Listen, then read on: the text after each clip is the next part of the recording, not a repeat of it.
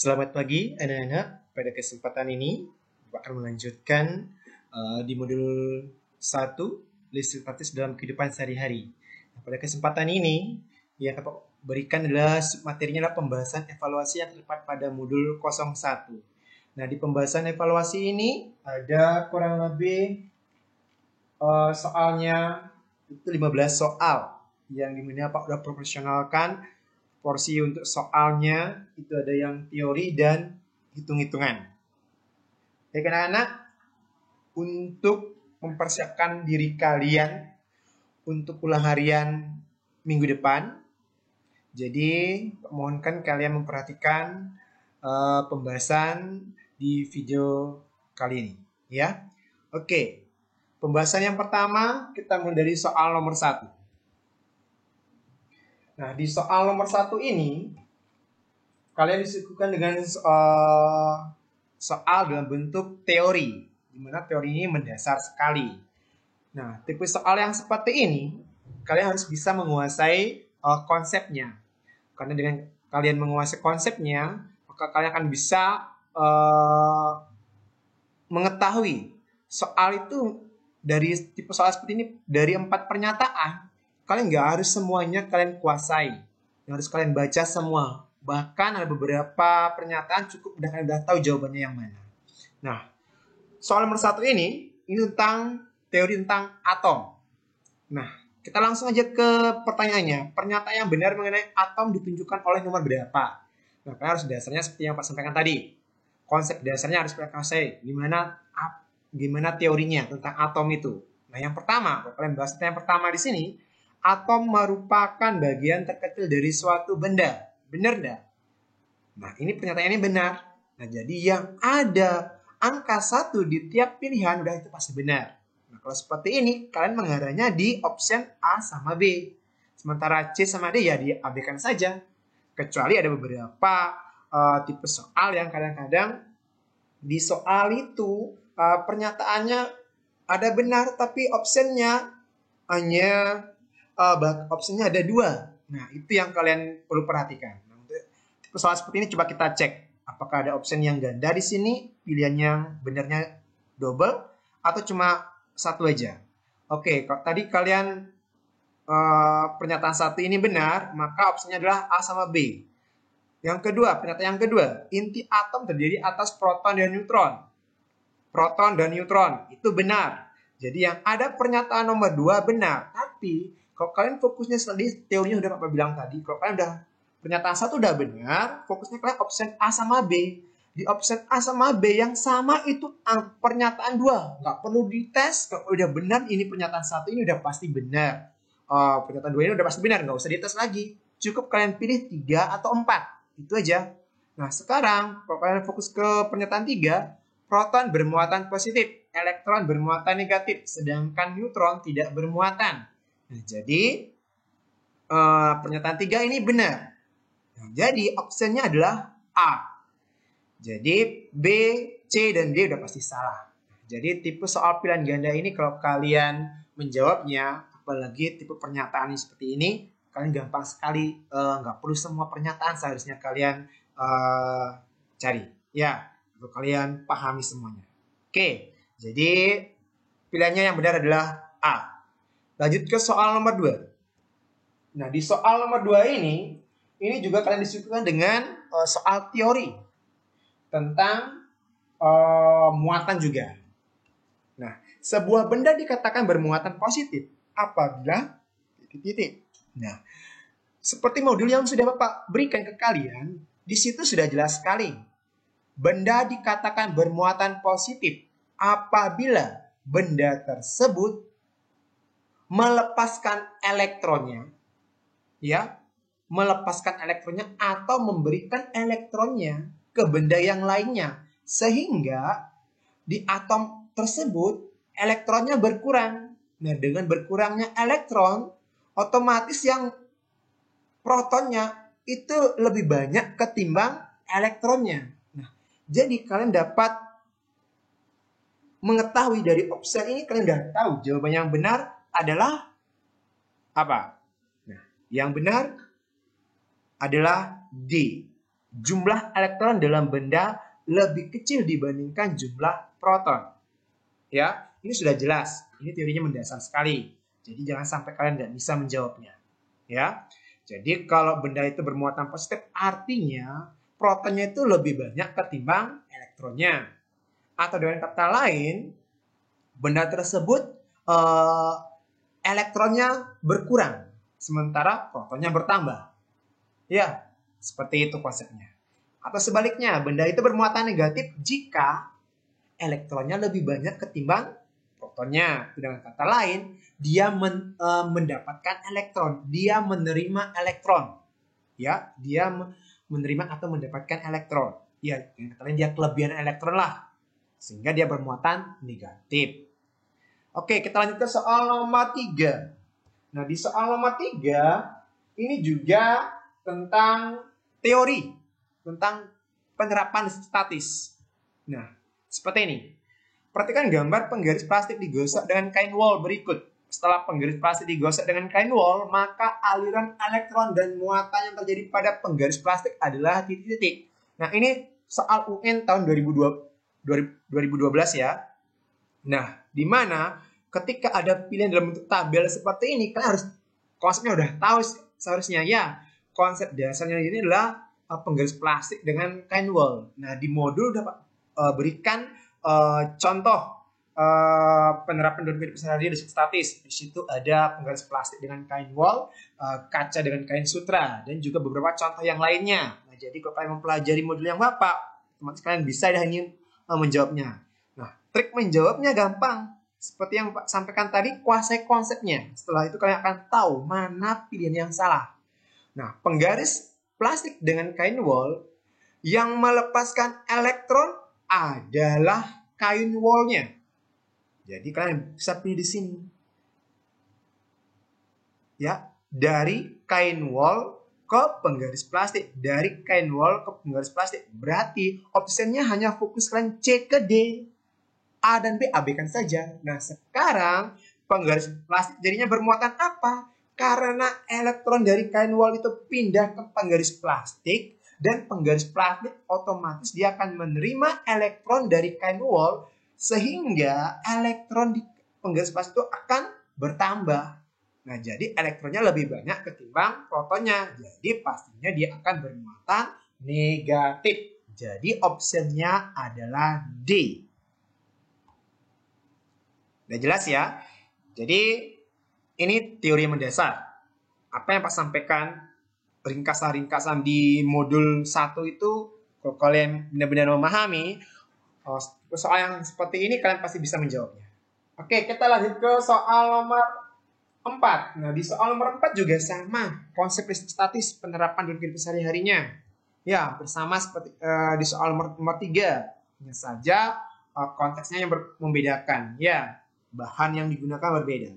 Nah, kalau yang tadi penggaris plastik dengan kain wol, nah sekarang lain halnya yang di soal nomor 4. Ini kaca dengan kain sutra. Ini pun juga sudah Pak bahas di modul yang Bapak. Nah, seorang melakukan percobaan menggosok kaca dengan kain sutra. Akibatnya kedua benda ini bermuatan listrik. Dalam peristiwa ini yang terjadi adalah titik-titik. Ini UN 2013. Cara menjawabnya ini gampang. Kalian kuasai dulu teorinya. Kalau udah teorinya kalian ketahui, kalian kuasai, maka fokuslah ke pilihannya. Nah, sekarang kaca. Ketika kaca digosok dengan kain sutra, kaca ini yang akan melepaskan elektronnya. Atau dengan kata lain, dia kehilangan elektronnya. Jadi opsinya adalah, khusus di kolom kaca ini, maka A, B, C. A sama C. Itu opsinya yang benar, khusus di kolom C. Jadi B dan D abaikan saja. Jadi B baik di kolom C maupun di kolom kain sutra, di kolom kaca maupun di kolom kain sutra itu diabaikan aja.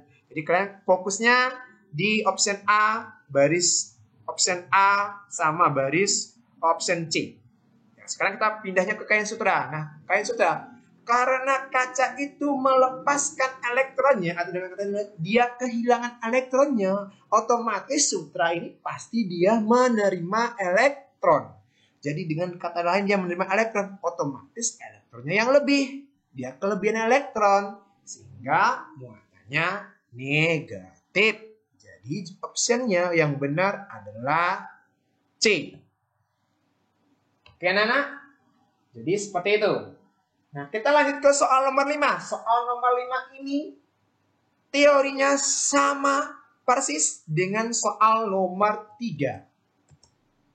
Hanya saja yang tadi penggaris plastik dengan kain wol, ini penggaris plastik dengan rambut. Konsepnya sama. Plastik akan bermuatan negatif. Kenapa negatif? Karena rambut melepaskan elektronnya. Jadi plastik menerima elektron. Karena dia menerima elektron, jadi dia kelebihan elektron. Nah, jadi fokusnya sekarang plastik menerima elektron. Jadi optionnya adalah B sama D. A baris A sama baris C, abaikan saja. Jadi B dan D. Terus rambut melepaskan. Kalau udah plastik menerima, maka rambut pasti melepaskan elektron. Jangan proton. Pasti jawabannya adalah B. Oke. Jadi soal nomor 5, jawabannya adalah B. Kita lanjut ke soal nomor 6. Nah, di soal nomor 6 ini kita udah mengarah teori juga, tapi materinya sudah berbeda. Itu tentang gaya Coulomb. Nah, di gaya Coulomb ini kalian harus kuasai selain dasar hukumnya sama formulanya juga. Nah, perhatikan di sini soalnya. Cara-cara berikut ini dilakukan untuk memperbesar gaya Coulomb kecuali, ingat kata kecuali. Ini pengecoh, kalau kalian nggak perhatikan kata kecualinya, bisa nanti jawabannya sesuai yang di atas. Nah, ketika ketemu kata kecuali, berarti lawannya. Nah, sebelum kalian mengarah ke kata kecuali, kalian harus pasti ini memperbesar gaya Coulomb. Kalian harus tahu formulanya dulu. Formulanya gimana? Yang ini. Nah, jadi F itu gaya Coulomb. Dipengaruhi oleh Q sama R. K ini konstanta. Gaya Coulomb nggak usah lah. Karena ini udah tetapan. Misalnya udah ditentukan. Nah, kita kalian fokus Q sama R. Nah, agar ini secara matematis ya, kita bahas supaya gampang sekali menjawabnya. Ya, kita mainnya matematis saja. Langsung ya, karena fisika sama matematika ya berhubungan lah. Karena ada kaki dan tangannya ya matematika. Ya, jadi kepala sama badannya itu ya fisika. Dan kata lain, fisika. Orang itu kan suka fisika harus minimal dasarnya itu harus dia bisa matematikanya dulu deh. Tapi orang fisika udah pasti dia bisa. Seneng belajar matematikanya. Ya. Nah, sekarang untuk memperbesar gaya Coulomb, maka Q ini harus diperbesar. Ya. Kalau udah Q-nya diperbesar, maka F-nya pasti akan besar. Ya, itu. Tapi ingat, di sini minta kecuali. Dengan kata lain yang diminta di sini untuk memperkecil gaya Coulomb. Jadi kalimat bahasanya ini kalau kita sederhanakan kembali, permintaannya adalah gimana caranya kita memperoleh gaya Coulomb yang kecil. Seperti itu bahasanya. Ya, kalau kita artikan. Cuma saja diminta perbesar tapi kecuali. Nah, ingat bahasa. Ya. Kemudian untuk memperbesar gaya Coulomb, ini namanya pembagi. Kalau pembaginya semakin besar otomatis kan hasilnya kecil. Jadi R-nya harus kecil, diperkecil atau dikurangi. Ya, Q yang tadi diperbesar atau ditambah. Nah, dengan R diperkecil, itu jarak antara dua muatan yang diperkecil, maka F-nya pasti besar. Ya. Untuk memperbesar, Q-nya harus diperbesar atau ditambah, dan R-nya diperkecil atau dikurangi. Nah, jadi kita bisa menjawab mana yang benar. Nah, A, mengganti dengan muatan yang lebih besar. Nah, pasti salah. Orang kalimatnya ini yang diminta adalah untuk memperkecil gaya Coulomb. Ini kan pernyataannya benar kalau tanpa ada kata kecuali. Ini sudah benar A. Terus yang B, memperbesar jarak antara dua muatan.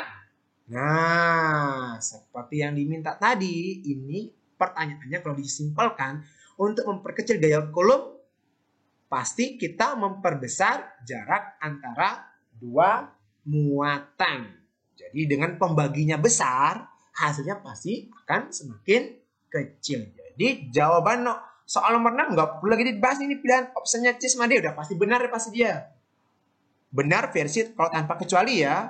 Karena ini kata kecuali, kalau Bapak efisienkan bahasanya. Jadi yang diminta di soal ini adalah memperkecil gaya kolom. Kalau yang opsi A memperbesar gaya kolom. Opsi C memperbesar gaya kolom. Opsi D memperbesar gaya kolom. Jadi hanya opsi B yang memperkecil gaya kolom. Jadi yang benar adalah opsi B. Ya, ingat bahasanya kata kecuali. Berikutnya soal nomor 7.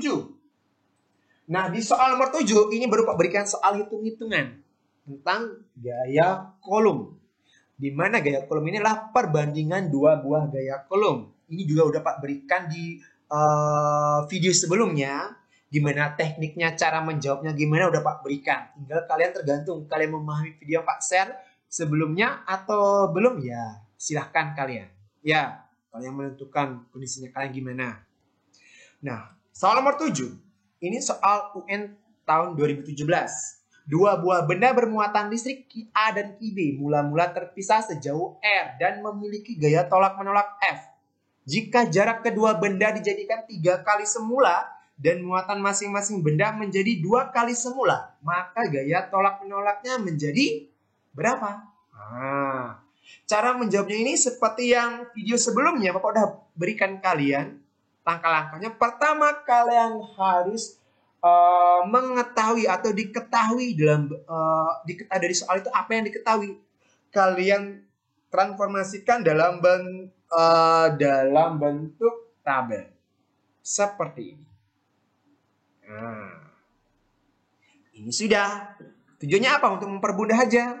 Ya, karena di modul Papa itu udah berikan Pak step by stepnya gimana cara menyelesaikannya. Nah, jadi di kondisi awal apa yang kalian dapatkan di soal redaksinya sama gambarnya? Ya, redaksi tertulisnya sama ada gambarannya itu. Ya, di kondisi awal kalian mendapatkan gaya sebesar F.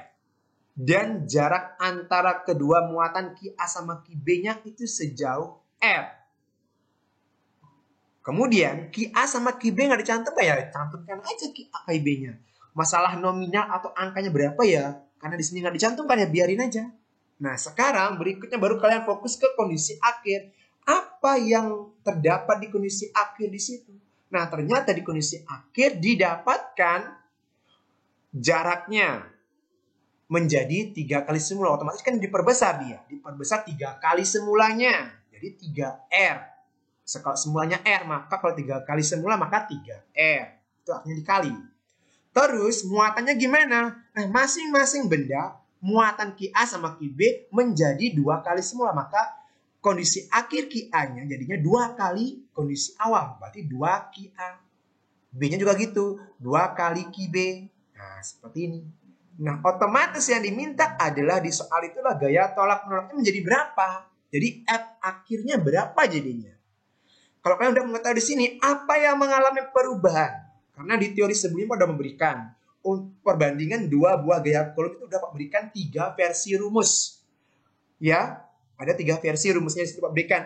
Versi pertama, kedua, dan ketiga. Kapan kalian menggunakan versi pertama, kapan versi kedua, kapan versi ketiga, di situ sudah jelas tercantum syarat kriterianya sudah Pak tentukan di situ. Nah, jadi kalau tipe soal yang nomor 7 ini kalian menggunakan rumus versi yang pertama yang seperti ini. Kalau udah kalian bisa mentransformasi soal ini dalam bentuk tabelnya, kemudian kalian sudah tahu variabelnya, maka kalian gampang tinggal memasukkan ke rumus. Jadinya kalian masukkan muatan benda 1. Karena ini rumus yang Pak berikan di modul. Sementara ini AB, ya kita nggak ganti aja satu dengan A. Nggak salah. Duanya ganti dengan B. Ya, jadi muatan benda 1 di kondisi akhir berapa? 2 kali semula. 2 Ki-A. Muatan benda 2 di kondisi akhir berapa? 2 kali semula. Ya, muatan benda 1 dan muatan benda 2 di kondisi awal, ya sudah seperti ini. Ki-A, Ki-B. Kemudian, jarak antara dua muatan di kondisi awal berapa? Ya, F. Jarak antara kedua muatan di kondisi akhir berapa? Ya 3R, ya masukkan. Nah, setelah ini, step berikutnya adalah kalian selesaikan dalam kurung dulu. Nah, karena ini variabelnya sama, QA sama QA di bawah. Otomatis kalian coret aja. QA sama QA yang atas sama bawah coret. QB sama QB-nya coret. Jadi tinggal angka 2 sama 2. Berarti 2 kali 2 jadinya 4. Terus R-nya juga coret-coret. Coret-coret. Tinggal 1/3 kuadrat. Nah, seperti ini nanti dia. Ya. Setelah ini, baru kalian selesaikan dalam kurungnya. 1 kuadrat. Bukan berartinya 1 kali 2 ya. Tapi 1 kali 1. Jadinya 1. Per 3 kuadrat. Artinya 3 kali 3. Bukan 3 kali 2. Jadi jawabnya adalah 1/9. Kali dengan 4 jadinya 4/9 jadi. Nah, kalau sudah seperti ini baru kalian kali silang. F2 sama dengan 4/9 kali F. Nah, seperti ini. Jadi kalau sudah seperti ini maka kalian tahu mana jawabannya. Otomatis jawabannya adalah B. Sudah paham anak-anak? Mudah-mudahan kalian memahami apa yang Pak jelaskan ya. Oke, kita lanjut ke soal nomor 8. Nah, di soal nomor 8 juga sama seperti soal nomor 7 ini. Ya, mungkin angkanya saja yang membedakan. Step by step-nya sama. Ya. Oke, seperti Pak bilang tadi. Jadi kalian bikin dulu tabelnya. Nah, di sini gaya awalnya, gaya kolom di awal 2 Newton. Jarak R-nya di awal 3 cm. Nah, di kondisi akhir yang kalian dapatkan di sini, Q1 dan Q2 di kondisi akhir itu 2 kali semulanya, maka 2Q1, 2Q2, seperti itu. Kemudian jarak antara muatannya, berarti R di akhir 6 cm. Oke, kita transformasikan ke dalam bentuk tabel. Nah,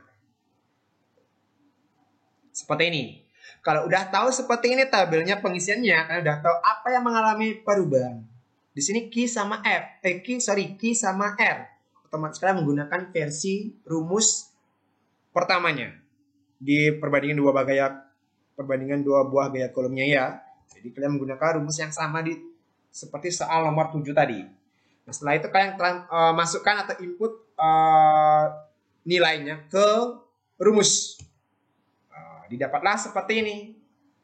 Nah, kalau udah seperti ini kalian coret-coret aja yang masih bisa sederhanakan.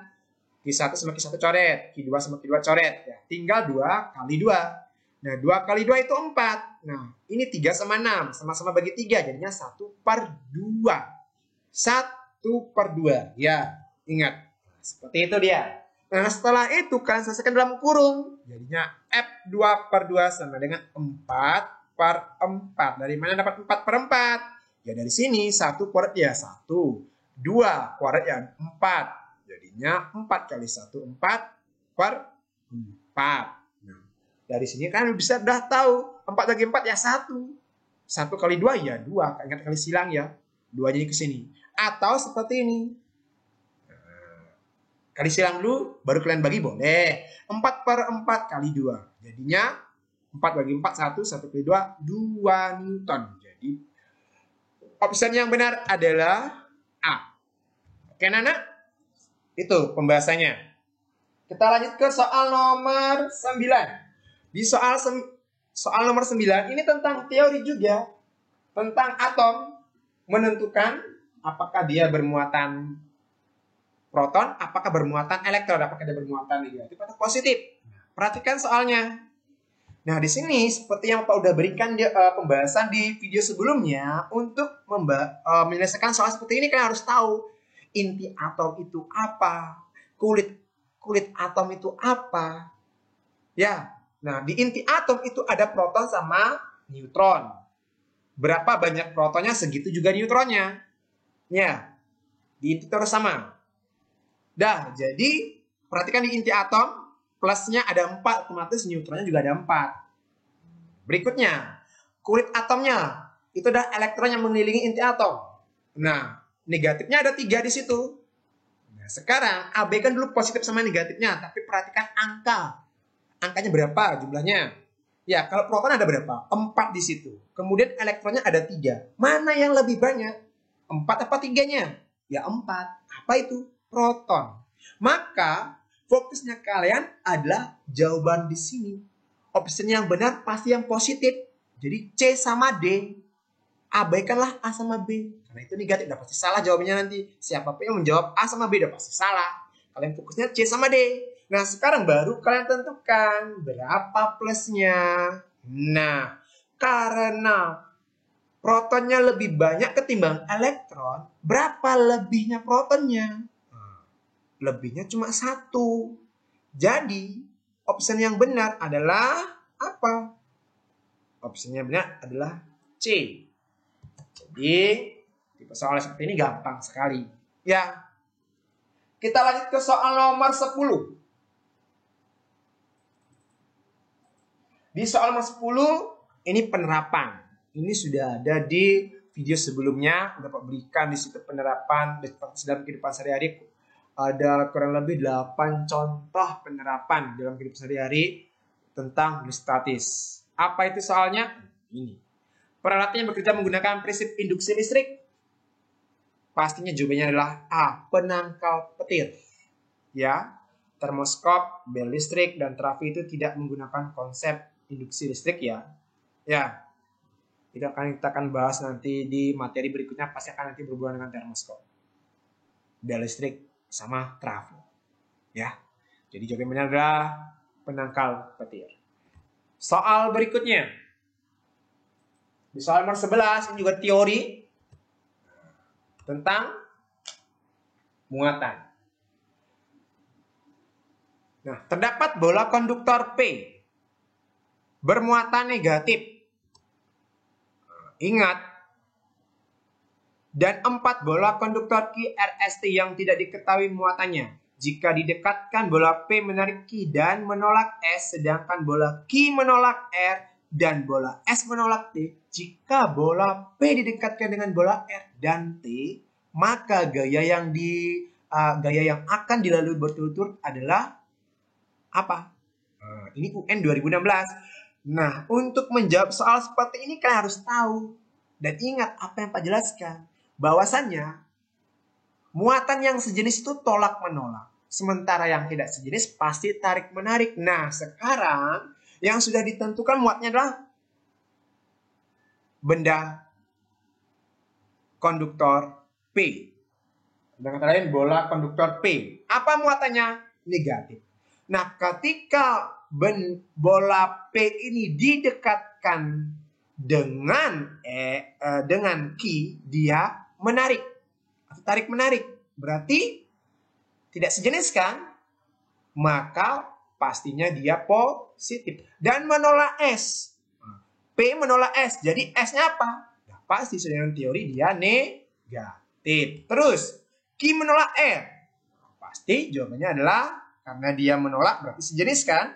Maka Q-nya sudah diketahui positif, maka R-nya pasti positif. Dan S menolak T. S-nya sudah diketahui negatif. Dia menolak syaratnya apa? Sejenis. Berarti T-nya pasti negatif. Nah, sekarang pertanyaannya, jika P didekatkan dengan R, negatif sama positif tidak sejenis, maka akan terjadi tarik menarik. Sementara P dengan T negatif pasti sejenis, tolak menolak. Jadi jawaban yang benar adalah tarik menarik dan tolak menolak. Tipe soal seperti ini jangan kalian sampai nggak bisa menjawab ya.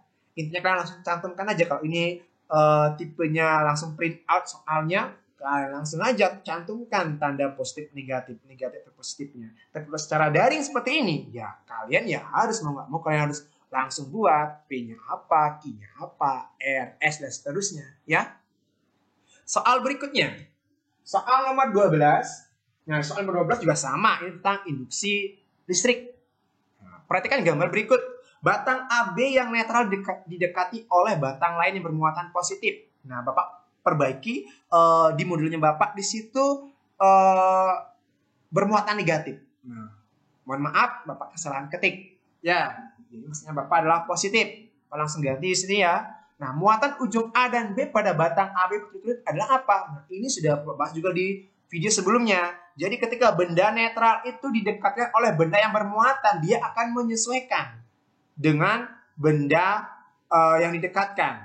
Ya, jadi benda yang netral itu akan menyesuaikan positif negatifnya dengan benda yang mendekatinya dia. Kalau yang mendekatinya dia itu bermuatan positif, maka dia akan menyesuaikan. Maka yang negatif akan mendekati positif. Tapi kalau yang mendekati benda tersebut bermuatan negatif, maka benda tersebut akan menyesuaikan kondisinya yang berubah, yang dekat dengan yang mendekati dia itu dia akan menjadi positifnya. Jadi pokoknya dia selalu berlawanan jenis. Ya, tidak sejenis. Kalau positif yang mendekati dia akan kutub yang didekati itu akan menjadi negatif. Kalau yang negatif mendekatinya dia, maka kutub yang didekati itu akan berubah menjadi positif. Ya, jadi jawab yang benar adalah apa di sini? Positif, negatif. Ya, jadi jawabannya adalah C. Soal berikutnya. Di soal berikutnya, ini tentang medan listrik. Tapi ini rumusnya masih sederhana. Ya, sesuai dengan formula yang Pak berikan. Bukan pengembangan. Ya, hitung-hitungan. Ya, nah.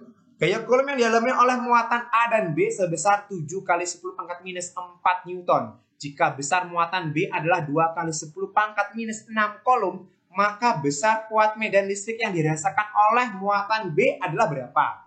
Nah, untuk menjawab soal seperti ini, kalian harus bisa membuat apa yang diketahui, apa yang ditanya, rumus apa yang digunakan. Nah, perhatikan rumusnya gimana. Di situ Bapak sudah memberikan rumus dua versi. Ada rumus yang di sebelah kiri sama yang kanan. Nah, yang kita gunakan adalah rumus yang sebelah kiri. Kenapa? Karena gaya Coulombnya sudah dicantumkan. Kalau tidak dicantumkan, kalian menggunakan rumus yang di sebelah kanan. Ya. Dia langsung ke muatan, bisa. Ya, tapi kalau dicantumkan F juga bisa kalian menggunakan rumus di sebelumnya. Ya, menggunakan rumus gaya Coulombnya. Kalian cari dulu itu. Nah, sekarang apa tujuannya Pak memberikan rumus segitiga ini? Tujuannya adalah untuk mempermudah kalian bagi yang kurang bisa memodif rumus. Kalau ditanya E-nya gimana rumusnya, kalau ditanya F gimana rumusnya, Q-nya gimana rumusnya. Dengan bantuan segitiga ini gampang. Ketika salah satu variabel ditanya, kalian tinggal tutup aja variabelnya. Misalkan E ditanya nih, tutup aja E-nya. Jadi garis yang horizontal ini artinya dibagi. Ya, titik itu artinya kali. Jadi ketika E ditanya, tutup E-nya, maka tinggal F sama Q. Maka rumus E sama dengan F dibagi Q. Kalau F ditanya, tinggal tutup aja F-nya. Jadi F-nya sama dengan E kali Q. Kalau Q ditanya juga sama, maka F per E. Nah, jadi karena ini yang ditanya adalah medan listrik, E yang ditanya, maka rumusnya F per Q. Ya, langsung bikin dulu diketahui apa. FAB-nya berapa? QB-nya berapa? Setelah itu, kalian gunakan rumusnya. Kalian tinggal masukkan aja angkanya. Nah, 7 kali 10 pangkat minus 4, 2 kali 10 pangkat minus 6. Nah, ingat, bilangan berpangkat juga Bapak bahas di video sebelumnya. Jadi kalau kalian ini, video yang ini adalah video yang berkelanjutan dari video-video sebelumnya. Jadi kalian harus dasarnya harus kuat. Ya, selesaikan dulu yang bilangan bukan berpangkat. 7 sama 2. 7 dibagi 2 berapa? 3,5. Terus bilangan berpangkatnya diselesaikan dulu. Kalau bilang berpangkat dibagi, artinya dikurang. Jadi minus 4 dikurang minus 6. Nah, minus kali minus plus, jadi min 4 tambah 6. Nah, kalau sudah selesaikan, min 4 tambah 6 itu berapa? Plus 2. Plusnya nggak usah dicantumkan, karena bilang berpangkat plus, biasanya tanda plusnya nggak ditulis. Ya, jadinya seperti itu. Nah, kalau diminta notasi ilmiah, ini sudah notasi ilmiah. Di depan koma itu sudah angka bilangan aslinya 1 sampai 9. Kalau 0 bukan bilangan aslinya ya. Ingat matematikanya ya, Nak. Nah, Jadi hasilnya adalah 3,5 kali 10 pangkat 2. Nah, kalau diminta dalam bentuk bilangan bukan berpangkat, ya kalian selesaikan. Itu pun juga sudah Pak berikan contoh di video sebelumnya. Jadinya berapa? Ya, ketika bilang berpangkat positif, kalian kalikan dengan bilang utamanya, ya pergerakannya akan ke kanan. Kalau ini koma, nah bergerak dari koma sebanyak 2 kali ke kanan. 1. Kalian ada angka lagi, berarti ada 0. Berarti 350,0. Jadi hasilnya adalah 350 Newton per Coulomb. Seperti itu anak-anak. Ya, apakah kalian mengerti? Ya, mudah-mudahan kalian selalu mengerti apa yang Pak sampaikan ya. Lanjut ke soal nomor 14. Nah, di soal nomor 14, ini tentang teori atom yang menentukan elektron sama proton. Ini sama seperti soal nomor 9. Ya, kalau kalian soal nomor 9 bisa, ya pasti nomor 14 pasti bisa. Ini gampang ini. Nah, sekarang di situ protonnya 11, otomatis neutronnya 11 karena ini inti atom. Nah, terus elektronnya berapa? 13. Nah, sekarang kalian fokusnya proton sama elektronnya aja. Mana yang lebih banyak? Proton apa elektron? Nah, dari sini kan elektron yang lebih banyak, otomatis pasti negatif kan pilihannya A sama B. Jadi AB kan tidak salah ini. Tinggal kalian fokusnya A sama B. Nah, sekarang 11 sama 13, proton sama elektron, berapa lebihnya elektron? Jadi lebihnya ya 2. Jadi minus 2. Jadi opsinya adalah A. Ya, saya nggak bisa ya. Seperti itu anak-anak. Nah, kita lanjut ke soal yang terakhir. Di soal yang terakhir ini teori tentang garis listrik. Di garis listrik itu konsepnya dari kutub positif ke kutub negatif. Ya, kalau kutub positif sama positif didekatkan, dia akan pasti tolak-menolak gambarnya. Kalau positif sama negatif gambarnya, maka pergerakan garisnya itu akan dari positif ke negatif, tanda panahnya positif ke negatif. Tapi kalau negatif sama negatif, ya sama juga gambarnya, tolak-menolak dia garisnya. Ya. Nah, kalau kita analisis pilihan option A, ini kan positif sama positif didekatkan nih. Otomatis gambarnya ingat, ini sudah salah, di sininya yang salah. Ya. Garis ini. Sementara garis tanda panah ini sama ini udah benar, tapi permasalahan di sini adalah ini ya. 3 garis ini. Kenapa positif ke positif? Ya udah salah. Positif ke negatif, ya salah. Yang B, apalagi B. Positif itu keluar arah panahnya. Ini masuk, udah pasti salah. Kalau D udah benar. Tanda panahnya keluar, tapi permasalahannya ketika didekatkan dengan 2 ini bukan seperti ini. Udah salah, berarti jawabannya adalah C. Nah, seperti itu anak-anak pertemuannya kita hari ini. Ya, mudah-mudahan kalian mengerti apa yang Pak sampaikan. Dan untuk minggu depan, tolong kalian pelajari video yang Pak berikan ini pembahasannya. Kalau itu kalian anggap penting, ya kalian pelajari. Kalau enggak, ya silahkan dikondisikan. Yang penting Pak minta kalian nilai yang maksimal deh. Ya, yang minimal lah KKM. Ya anak-anak ya. Oke. Jadi minggu depan kita pilihan harian yang pertama. Secara daring ya. Nanti kalian lihat di bagian menu penilaian hariannya. Ya, ujiannya. Ya, di situ nanti udah Pak siapkan soal. Soalnya sebanyak 10. Jadi kalian siapkan. Ya, soalnya dalam bentuk pilihan ganda. Jadi siapkan dirinya kalian. Pelajari evaluasi ini dan teori-teori sebelumnya. Ya anak-anak, sampai jumpa di pertemuan berikutnya. Semoga kalian selalu sehat. Ingat, tetap jaga kesehatan. Ikuti protokol kesehatannya. Jangan lupa keluar pakai masker. Dan ingat cuci tangan. Oke, next time ketemu lagi.